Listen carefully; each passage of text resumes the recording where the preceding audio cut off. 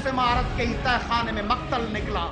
बिस्मिल्लाहिर्रहमानिर्रहीम। अस्सलाम वालेकुम। टारगेट पॉइंट के साथ मैं हूं आसमा चौधरी। नाजरीन, गुज़िश्ता 4 सालों में पाकिस्तान में जमहूरी हुकूमत के दौरान हमारे पाकिस्तान के अवाम को बेसिक शय ज़रूरिया की अगर हम बात करें वो तो शायद मिली ही नहीं मिली, लेकिन एक अमन व अमान जो एक बेसिक ज़रूरत थी पाकिस्तान के अवाम को वो भी ना मिल पाई। पुरअमन ज़िंदगी का ख्वाब वो भी पूरा ना हो सका। हम पाकिस्तान के सारे शहरों को तो अगर एक तरफ रखते हैं, लेकिन सबसे पाकिस्तान के बड़े शहर कराची का अगर हम जिक्र करते हैं, इसे मिनी पाकिस्तान भी कहा जाता है। हर नस्ल, ज़ुबान और फ़िक़े से ताल्लुक़ रखने वाले लोग इस शहर में आबाद हैं। पहले इस शहर के अहवाल अगर हम देखें सारे के सारे, तो वहाँ पे नस्ल परस्ती, फ़िरका परस्ती, लिसानियत और सुबाइयत की हवा तो हमने देखी और बहुत सारी जाने 5000 के करीब जाने 4 सालों के दौरान जो हैं लोग इसमें इसका शिकार हुए। लेकिन अब गुज़िश्ता कुछ अरसे से इस शहर की अगर हम बात करते हैं तो नस्ल परस्ती इसमें ज़्यादा बेसिक फैक्टर सामने आ गया, कौम परस्ती भी सामने आ गया। इसकी वाज़ह मिसाल लियारी ऑपरेशन के दौरान हमने जो कुछ देखा, वहाँ पे हलाकतें भी हुई। फिर इसके बाद महाजर सूबे की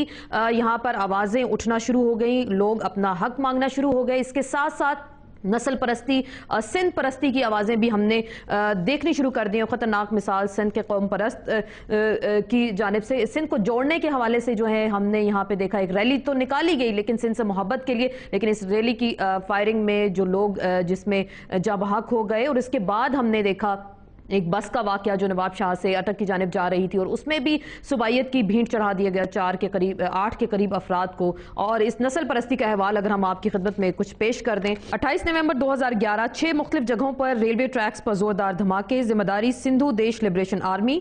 23 मार्च 2012 जय सिंध कौमी महाज का करारदाद पाकिस्तान से दस्तबरदारी का ऐलान, GM सैयद ने करारदाद सिंध असम्बली में पेश की, इसलिए हम इससे दस्तबरदारी का हक रखते हैं। 7 अप्रैल 2012 जय सिंध कौमी महाज के चेयरमैन को जहर देकर मारा गया। 2 मई 2012 नेशनल बैंक की सिंध भर मेन ब्रांचों पे 15 हमले किए गए, सिंधु देश लिबरेशन आर्मी ने जिम्मेदारी कबूल की। 21 मई 2012 जे सिंध मुत्तहिदा महाज के सेक्रेटरी जनरल मुजफ्फर भुट्टो की लाश बरामद हुई। 22 मई 2012 कराची मोहब्बत सिंध रैली पर फायरिंग, 17 अफराद हलाक हो गए।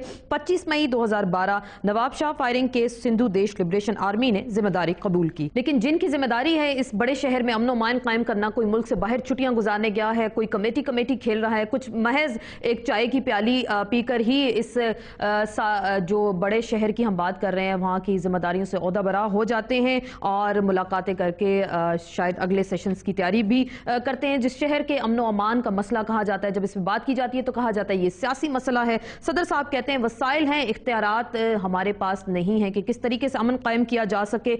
मुल्क का वजीर आजम ये कहता है कि सियासी जमातों के मुसल्लह ग्रोह हैं और सुप्रीम कोर्ट भी यही कहती है कि इन कातलों को सियासी पुष्टपनाही हासिल है। इस शहर में 2012 के दौरान 5 महीनों की अगर हम जिक्र करते हैं तो 770 के करीब अफराद जो है लुकमा अजल बन गए, मुख्तलिफ किलिंग्स का शिकार हुए। सवाल ये पैदा होता है कि इन हलाकतों के जिम्मेदार कौन है? सियासी जमातें हैं, हुकूमत है, अदालतें भी फैसला दे चुकी हैं, लेकिन इन कातलों को किसकी पुष्टपनाही हासिल है और शहर का अमन कौन लोग खराब कर रहे हैं? और तकरीबन अब तक तो ये फैसला हो गया 6000 से ज्यादा अफराद जो हैं अब जहाँ बहक हो गए गुज़िश्ता 4 सालों का अगर हम जिक्र करते हैं। तो क्या ये आइन के आर्टिकल 9 की खिलाफ वर्जी नहीं है? और जो लोगों को चुन चुन कर मारा जा रहा है तो आर्टिकल 6 किस पर लगेगा?